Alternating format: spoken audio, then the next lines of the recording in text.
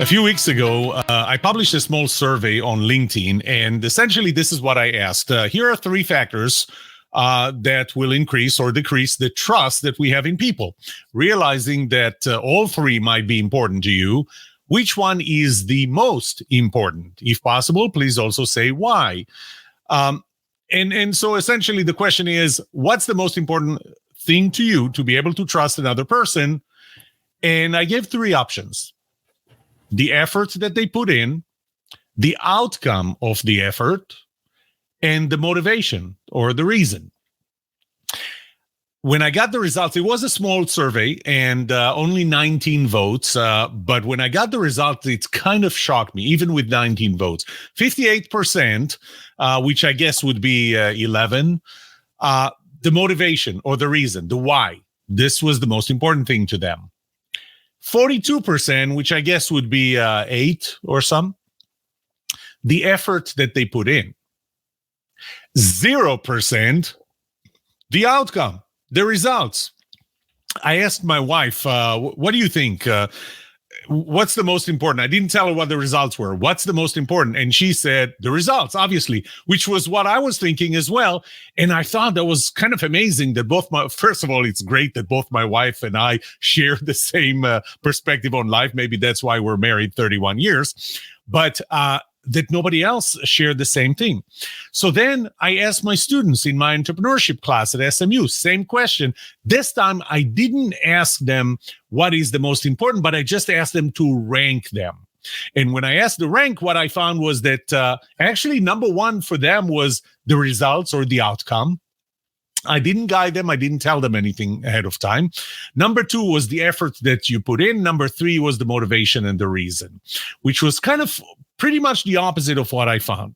Well, last week, I found an interesting, relatively close post on LinkedIn and responded to it and found myself in an argument with a friend of mine.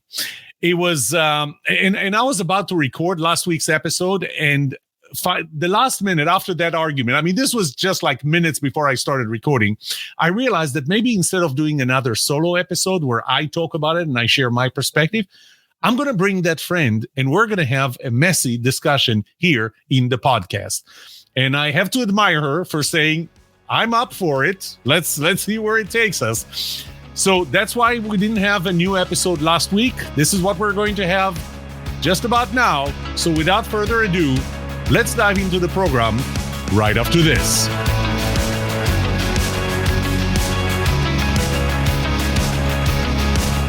Welcome to The Trust Show. I'm Yoram Solomon, your host, the author of the Book of Trust, and facilitator of the Trust Habits Workshop.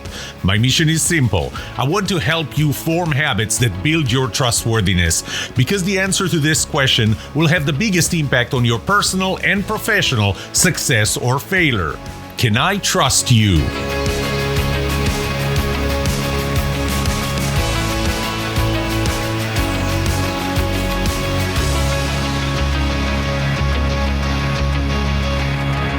So, let me introduce my friend. I met Dr. Nanette Miner when she invited me to be a speaker on the National Leadership Development Day, I think 2023, maybe 2022.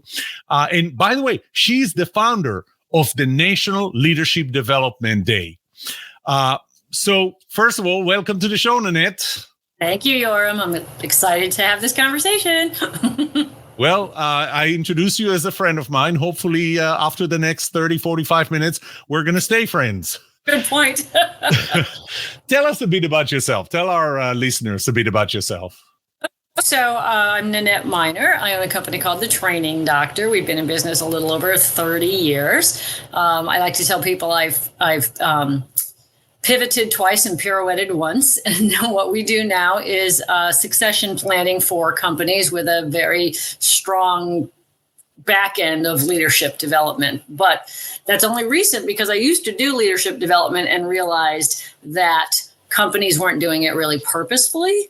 And so I switched my tactic to put the purpose beforehand. So who do we need in the pipeline? Where's the company going? Will we have the right people to get there? And then let's figure out the leadership development from that mission and goal and strategy, as opposed to just giving people random leadership skills and then saying, well, let's hope that all works out 5 or 10 years down the road. Let's hope they stay with the company.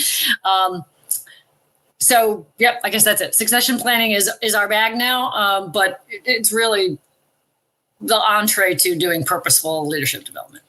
It just occurred to me that I'm going to ask you to participate in another podcast where we talk about leadership. There is a certain aspect of leadership, and I think you'll be perfect for that. But that's for another time. Okay. Let's start with focusing on that question. What is the most important thing to you in order to be able to trust another person? Is it their intention, the motivation, the why? Is it the effort that they put in? Or is it the result, the outcome? So you said this is going to be a messy conversation, and I'm going to mess up your question.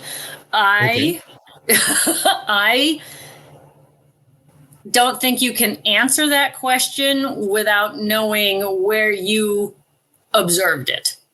Okay. So for me, I would say I would trust you if you would gain my trust and effort if I knew what the process was. But if I'm only looking at the outcome, I don't know what your rationale was for it. I don't know how you achieved it. So it would not be the outcome unless I understood the previous two.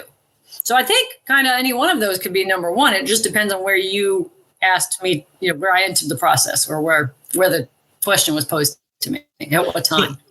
So actually, I don't disagree with you. One of the reasons that I wanted this to be a discussion as opposed to, I just want to know your opinion or I'll tell you what my opinion is.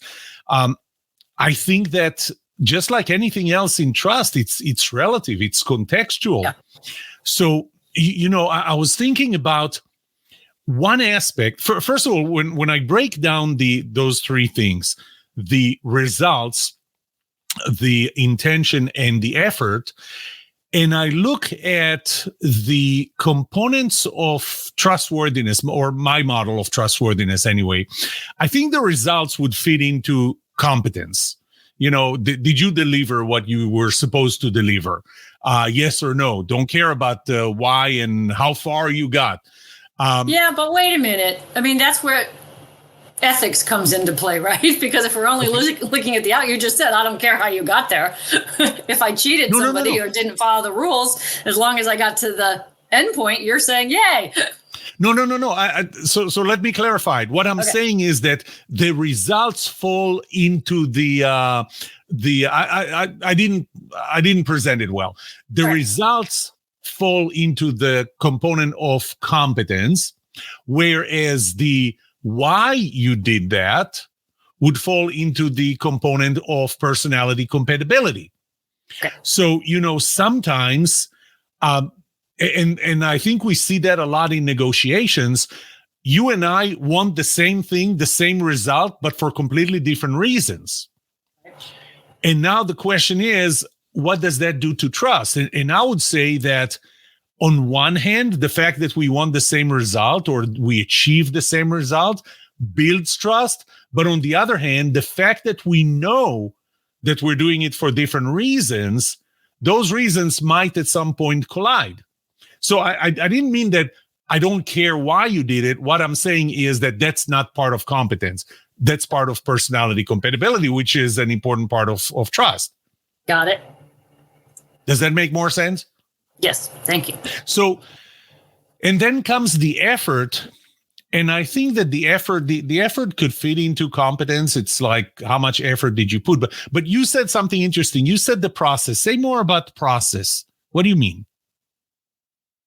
Well, kind of what I just said in my last comment. Like if the process was that you did something underhanded, then no, you don't have my trust. But even if the outcome was what I had requested of you or you presented me with and I was surprised and happy, right? But then if I went, oh, you mean you stole that? No, then no, I don't want that. I don't want that gift, right? So I want to know what the process is before I say, yes, I trust you. So you see, you actually brought up something different. I never thought about that. W. Edward Deming, he's the father of the quality movement in the U.S. He said, if you can't describe what you're doing as a process, you don't know what you're doing. Yeah. But that's not what you're talking about. You're not talking about the process as in, did you do 1, 2, 3, 4, but just didn't reach the result, so you follow the right process. You're actually talking about the ethics of the process. Did you steal content? So I guess you're bringing another interesting component. That there's a fourth component. It's not just the effort that you put in, but it's the integrity of the effort. Good. Yeah, I like that. How does that play a role in what you do? Professionally, what I do? Yeah. Well, I have to say, in all the leadership development that I've designed or helped companies to acquire, trust has never been a topic. So that's interesting. Yeah. Well, and that's the end of our show, and the last time that I invite you again. So when I work with clients, one of the first things I ask them to do is tell me what a leader looks like in this organization. Because if we're going to build future leaders, we have to know what we're aiming for. And more importantly, if we have to hire somebody from outside because there's just no capability of getting somebody in a certain role by a certain time, then we definitely have to ask that person if they fit with what a leader looks like in our organization. So integrity comes up a lot. Ethics comes up a lot. I guess those could be construed as trust, but I will say that the word trust has never come up. Yeah, but I mean, this is pretty cool. This is a fourth component. This is not how much effort you put, but what kind of effort did you put into it? Yes, and how ethical it is, and the level of integrity. So that's interesting. You know, here's the thought. I want to tell you something that I kind of, and I talked about that. I think maybe even just in the previous episode, I talked about body language. What we know, you know, there's the above the fold and below the fold, and below the fold are things that are typically not visible. That's why the analogy of it being below the fold. That's when you get the newspaper. That's what you don't see when the newspaper is on your driveway. So there are things that we don't know when they're below the fold. I think that above the fold, when you meet someone for the first time, the only thing above the fold is probably their results. Because those are tangible, those are things that you can see, whereas the intention, you can't see. How much effort was put in, you can't see because you never met them before. This is the first time that you meet them. And the how they did what they did, or the integrity or ethics that they use when they did that, you don't get visibility. You make assumptions. So would it be fair to say that the first time we meet someone, and we need to decide if we trust them, we will make the decision will lean heavier on actual tangible results and not on the other things that are not as visible? I think that's a valid assumption. However, for me, if it's the first time I've met someone, they automatically have my trust until they destroy it. That's interesting too. By the way, I did a survey on that, and that was a big survey that I did, 426 people. And I was surprised. I thought that most people will be the opposite, saying, hesitant and wait. You what?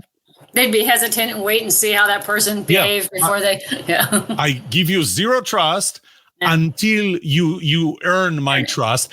You know, from talking to people, I would have thought that that's what I would see as the majority, but actually almost 50% said that they would trust, just like you did. They would trust, and actually that's how I feel. I would trust someone until they betray my trust. Right. But just for the sake of argument, since that's the purpose of our conversation, that's very nebulous when they betrayed it, right? Like that's based on my value systems and my perceptions of your behavior. So you could be doing something perfectly normal, and I'd be like, oh, nope. Nope, now you're good. Now I don't have trust in you anymore. On the other hand, I will say I just got really burned by person that I'd been friends with for like 18 months. And I just didn't see their behavior as untrustworthy for a long, long time. So we'll just throw that in there too. And I was like, what? Why did I not see that when it finally came to a head? Well, it was below default. But being below default for 18 months, I think that, so if I pursue that point further, and I'm going to say, initially, we trust, that's a great point. Either we trust or we don't trust, but we validate it initially based on results. And over time, as we start getting more and more exposure, we start focusing more on the why, on the how, and even on the process. Does that make sense to you? 100%. Yep. So over time, we are going to reduce the importance of did you actually achieve the result and grow other components and say, if you're doing it for the right reasons, then the fact that you didn't reach the result, I guess I'm going to be more open to there are other factors that were not within your control. Right. But I know that you did everything in your power. Yep. Because I've known you long. Right. Because I've known you longer. There's been more evidence that leans towards trusting you. So the one time that it leans against it, I'll probably give you grace. But for the sake of argument, I feel like what you just said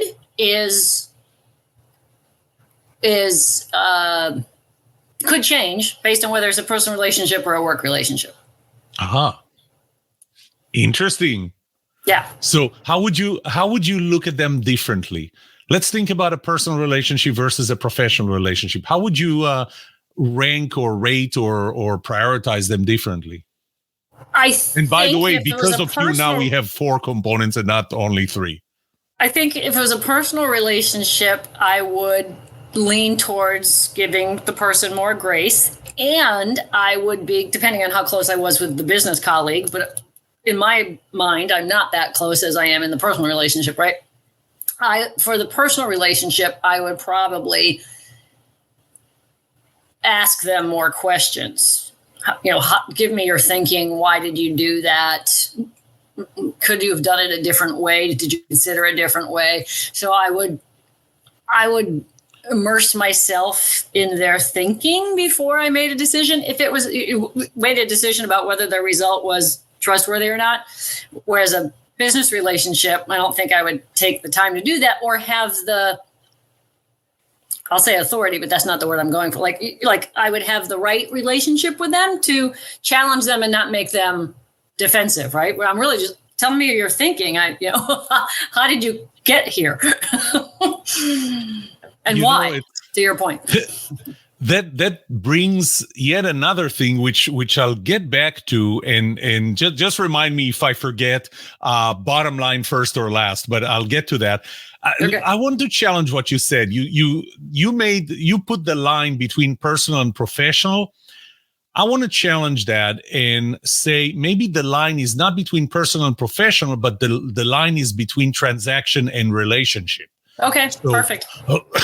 If it's a transactional relationship, relationship, if it's a transaction interaction, so it's a one-time interaction, I'm going to care a lot more about the result than the why, the process, or the how, or the ethics of it, the value. Well, I don't know if I'm going to care about it more, but I'm going to have less points of reference. So I'm going to give it more weight. Right, it's going to have more weight just because I don't have any other points of reference.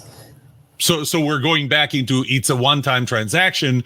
I care more about. I don't know enough, so I can only make the decision based on the results that are more tangible. But let me ask you this: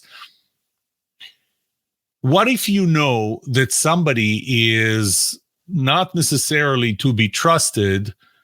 You know that they're doing it for the wrong reasons. You know that they're doing it for, they have different values, but you need them for one transaction one thing that they're going to do, and you know that they know how to do and will do it right.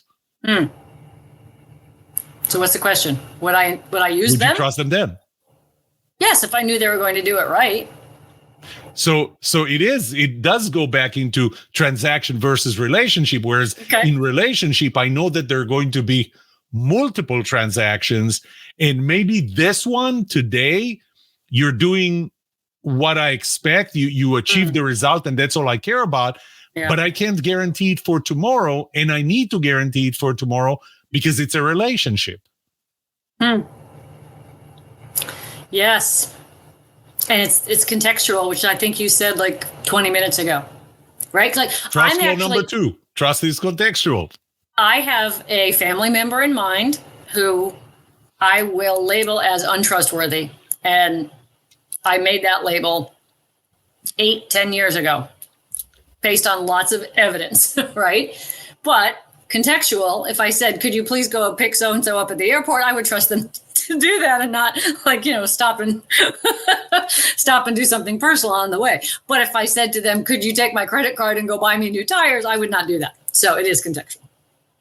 Looks like we have the same family member. Perhaps. Yeah, I would, except I'm not sure I'm going to trust him to pick me up at the airport. So the thing that I was thinking about before was I had a boss, and as a result, I did another survey. I had a boss who, every time I would present something to her, let me step back for a second. Nanette, if I need to convince you or ask you to do something, would you rather me start with the bottom lines, tell you this is what I need, and here is why?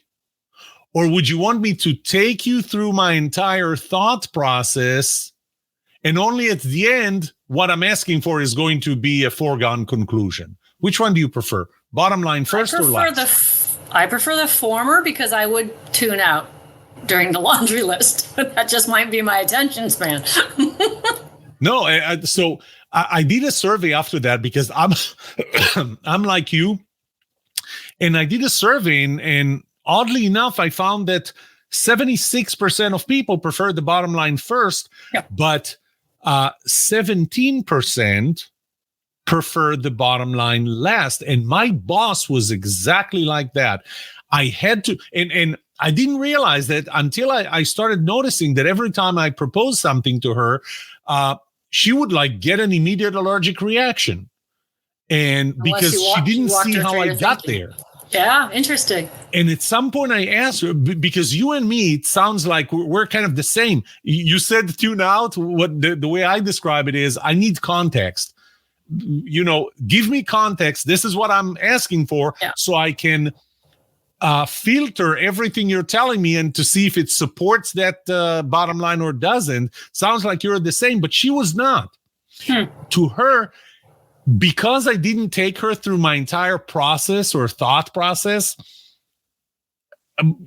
if I started with the bottom line, she would tune out immediately because she didn't see the rationale. And at some point, I just asked her, so do you prefer the bottom line first or last? And she said, well, I prefer you to take me through it. So the question is, maybe, and this again goes to trust law number 3, trust is personal. We look at people differently. Maybe for her to trust me, it wasn't the result as much as it was, or the bottom line as much as it was, tell me the process, the thinking process, probably the integrity in that process, maybe the intentions in that process. Right. It was more important to her than what I was actually asking for. Does that make sense? Yes, and I think that aligns perfectly with whether she trusted you or not, right? Because otherwise she thought you were just making snap decisions. Exactly. And that's what I felt. She felt that I was coming from left field, and even though, the meeting was scheduled for a very long time. It's funny. People accuse me a lot of making quick decisions, and I always say to them, I've been mulling this over for 4 days. You just heard the decision, right? This is the first time I've presented this output to you, but you have no idea what I've struggled with or worked with to get to this output. So I get that I'll just present the end decision and other people will be like, what? Where did that come from? Yeah, where did that come from? Sometimes I amuse people by going, let me tell you how I got here. I thought about this, and then I thought about that, and I thought about this. This is how I've said it.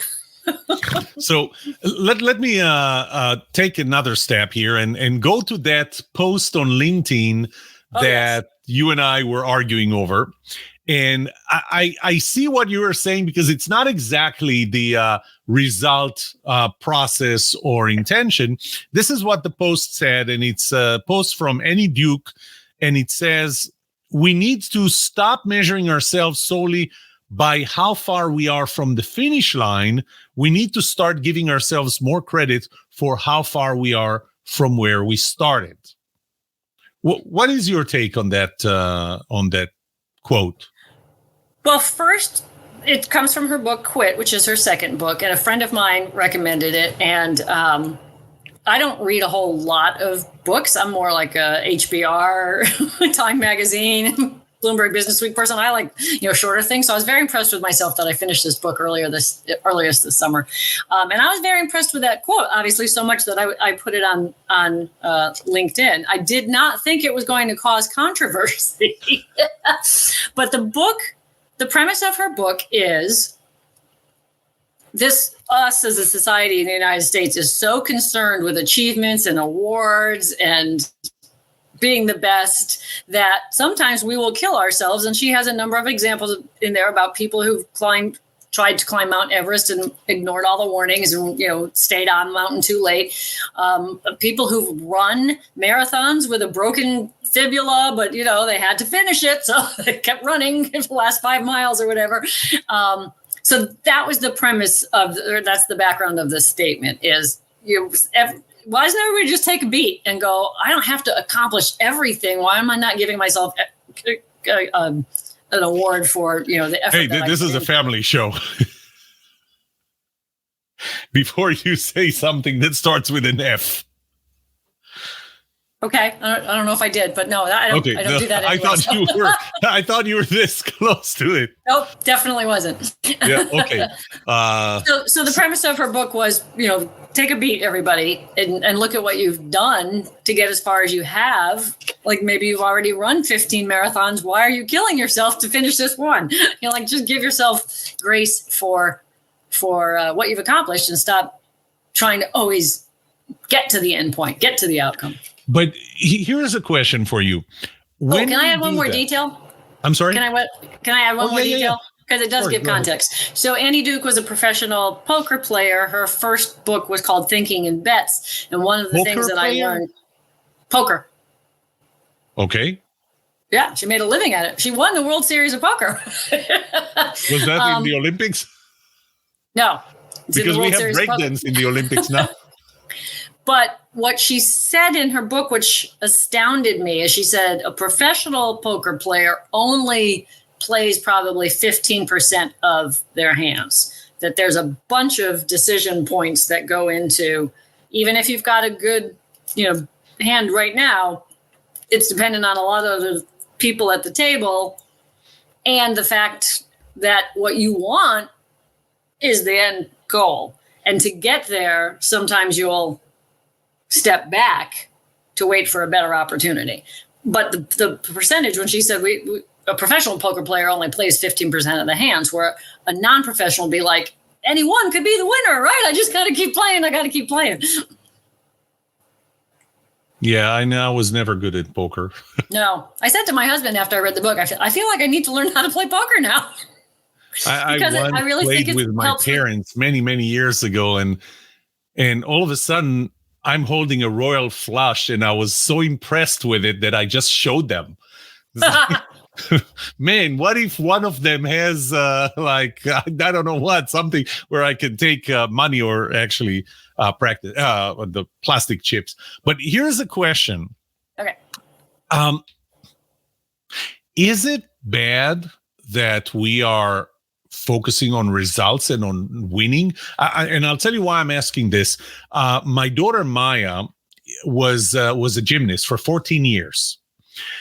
And I'm going to have to tell the story now and say that her last meet was actually, every year she would try to qualify for the regional meet, which was 7 states.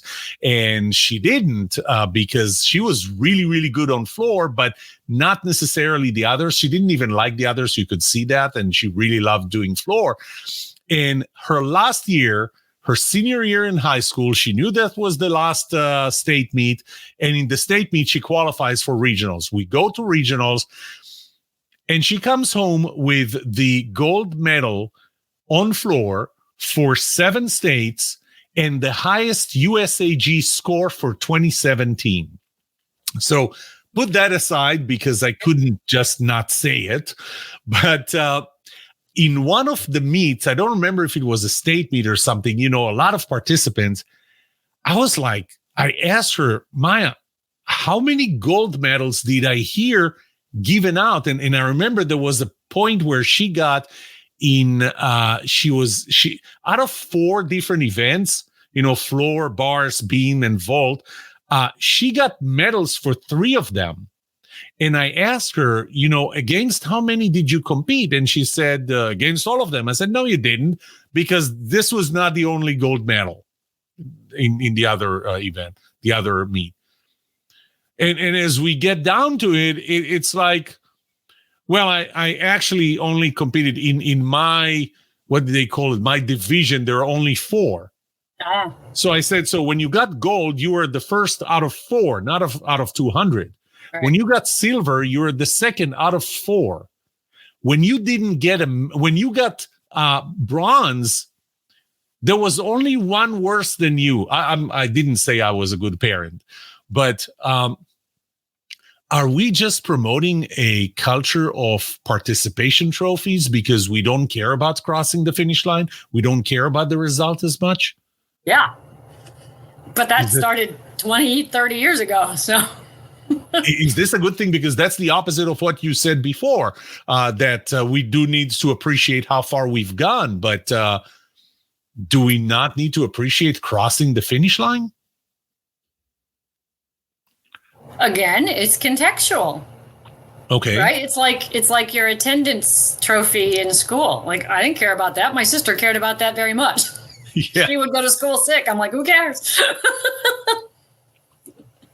It is an interesting dichotomy of, on one hand, if you don't celebrate, if somebody made 99% of the way but didn't cross the finish line and you completely wipe it out, completely ignore it, it's kind of demotivating. But on the other hand, if you reach 20% and we celebrate the 20%, then maybe we're not motivating enough to do the other 80%. I don't have an answer for that. That's something I'll have to mull over. Maybe. But again, I mean, let's align this with leadership, which, will come much later. Well, I mean, parents are leaders, right? So It all depends on the conversation and the processing of it. I mean, I designed training for companies for years, and I always said to people, the content doesn't matter. It's the process. Like how people learn, how they think about it, how they know how to implement it. Teaching them the process is more important than teaching them the content, because I can take any content and pop it into the process. That's a good point. Let me switch gears a little and actually talk about research, because I love research. You what? You love research? I love research. Yeah. What kind of research do you like doing the most? Qualitative? I don't like doing it. I just like reading about it. I like when McKinsey and Gartner, I like when they do research. Do you like doing the research yourself? No. Okay. I do. No. I'll it's tell just you. Like reading what people have done. You what? I just like reading the results of research. I think it's fascinating. When I got my PhD, I ended up without a specialization. We had several specializations. We had leadership, information systems, consulting, and education, and I didn't get any. Mine was general, and the reason it was general was because I took every single research class they had, because I love doing research. I keep doing research all the time. I'm doing a lot of research for my Trust Premium brand now. But here's And I like qualitative as much as quantitative. I actually like the way my mentor referred to them, and he said qualitative is exploratory, quantitative is explanatory, or confirmatory. So it's like when you go to do quantitative research, you have a sense of what the answer is, and you don't give your audience your participants a lot of options to say something else, and you can fall to the trap of missing something.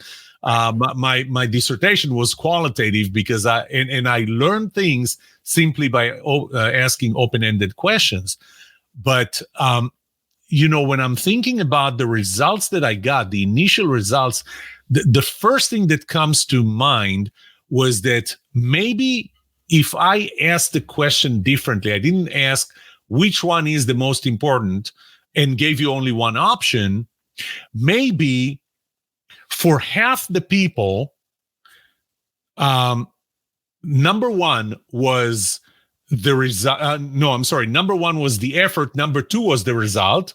For the other half, number one was the motivation, the why.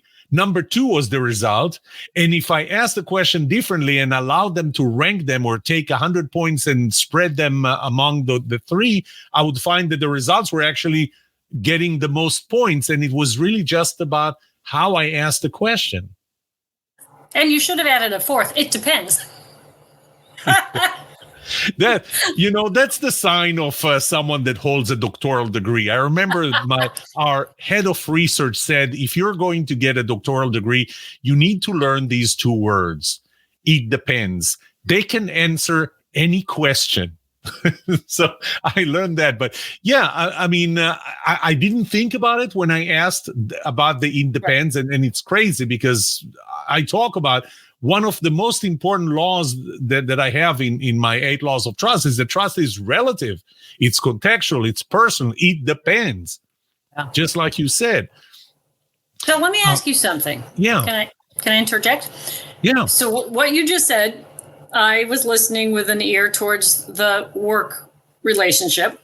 If I'm a leader at work and I have a staff of 12 people who report to me, I have different levels of trust for every one of those people based on my relationship with them. Yes. That sounds exhausting just there.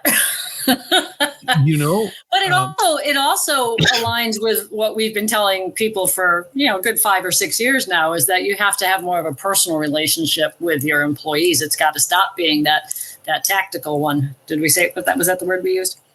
Transactional. Has to stop being transactional. And you're going to have to develop more personal relationships with people. So in that light, that's a good thing, right? Because then, I'm already arguing with myself. It could be a good thing because then I know whom to ask what or give what assignments to. But on the other hand, then that could really lead in towards favoritism because I'm like, I just trust Yoram. Yoram's going to make the right decision. So I just give him all the important ones. Well, but it's based on something. It's based on the level of trust that was built over time.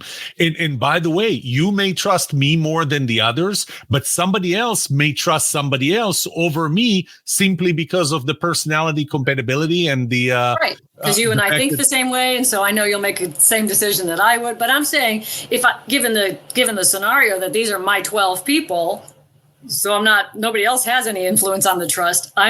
I could make it look like I just favor you, which I do because I know you think the same way I do, and therefore I trust you. So, and you see, you talked about I think the same way you do, which means that it's more about the motivation and it's more about the how I do things and maybe even the process that I use to do things than the results. But here's what you said. You said because I know Yoram. So it took time to get to, I know what's below the fold. But, you said that it gets complicated. Let me complicate it even more. When I talk about building trust in a team or in an organization, one of the things is it's not only that you have different levels of trust, but you have different levels of dependency.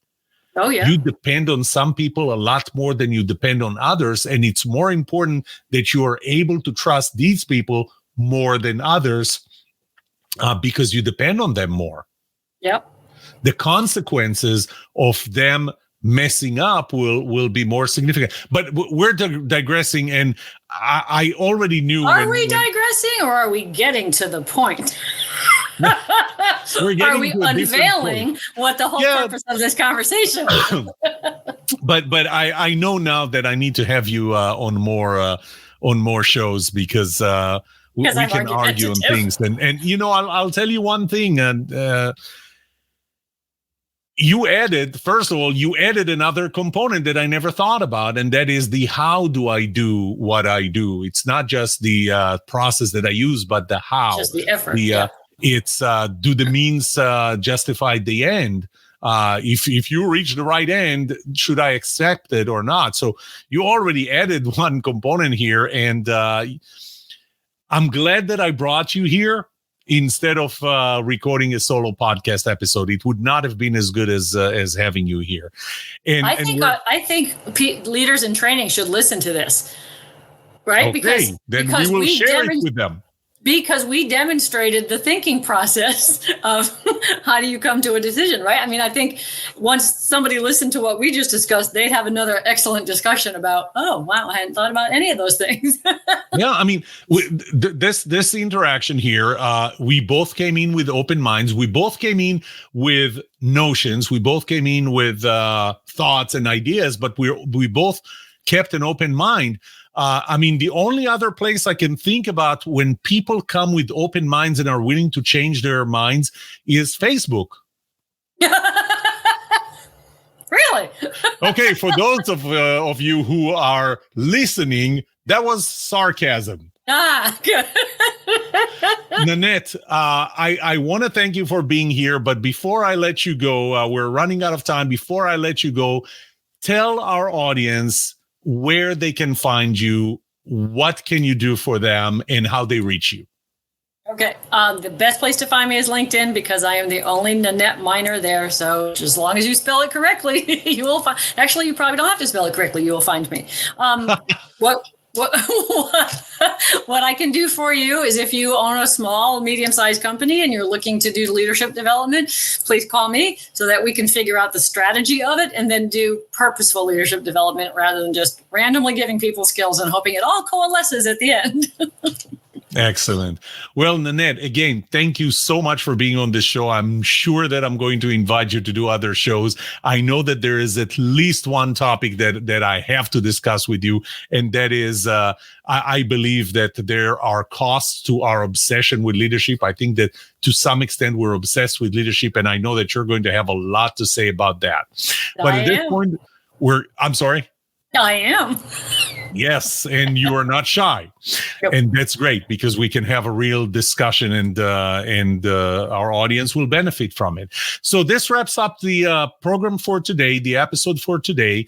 We started with what's most important. Is it the outcome, the results? Is it the effort, what you did? And is it the motivation or the why? And Nanette added a fourth one, which is the how you did what you did. How did you get to where you are, which is important as well. We realize that once again, trust is relative, trust is contextual, that the factor of how long do I know a person will affect how we rank them. We learned that whether the relationship is whether it's a transaction or a relationship would affect that. We realize that maybe whether it's personal or professional might affect it. There are different things that would affect it. There is no one single answer. So with that, Nanette, thank you very much for being on this show, and we will wrap it up.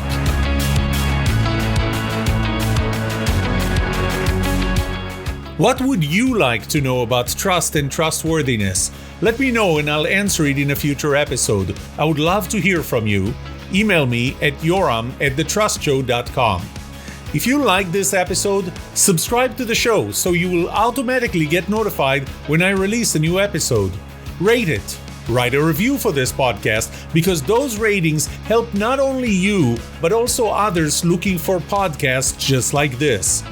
If you're looking for more resources to learn about how to build trust, be trusted, or know who to trust, look up my workshops, online courses, books, or go to my website, trusthabits.com. And remember that the answer to these two questions will have the biggest impact on your personal and professional success or failure. Can I trust you? And can you trust me?